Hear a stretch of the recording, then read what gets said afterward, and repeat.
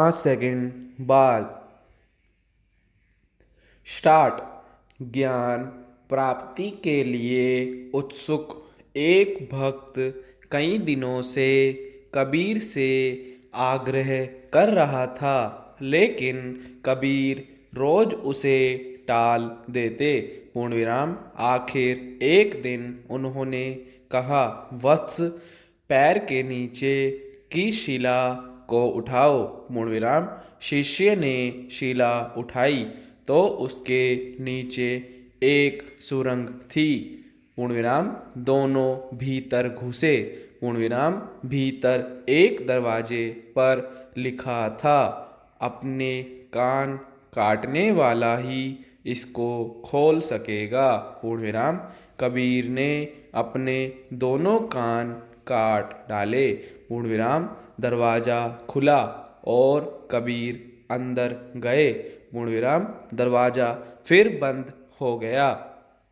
पूर्णविराम। भक्त ने खोलने का प्रयत्न किया तो अंदर से कबीर की आवाज आई कि मैंने जैसा किया वैसा करने पर ही द्वार खुलेगा। पूर्णविराम। भक्त भी कान काट कर अंदर पहुंचा। पूर्णविराम।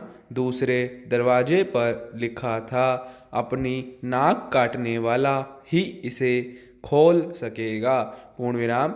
कबीर नाक काटकर अंदर घुस गए। पूर्णविराम। भक्त भी नाक काटकर अंदर घुस गया। तीसरे दरवाजे पर लिखा था, जिसको अंदर आना हो वह अपना सिर काटे। पूर्णविराम। कबीर तो सिर काट कर अंदर चले गए, लेकिन भक्त बाहर ही रहा।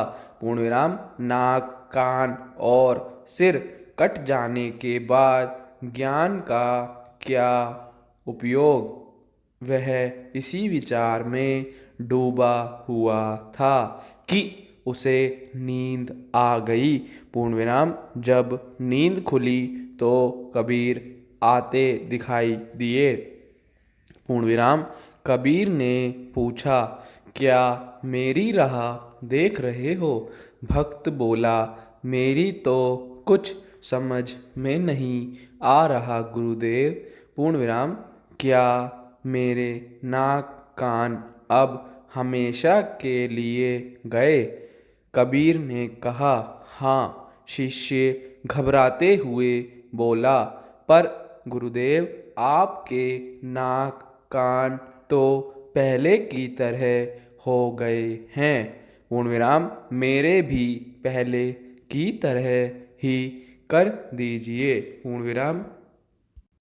कबीर बोले, यह कैसे हो सकता है?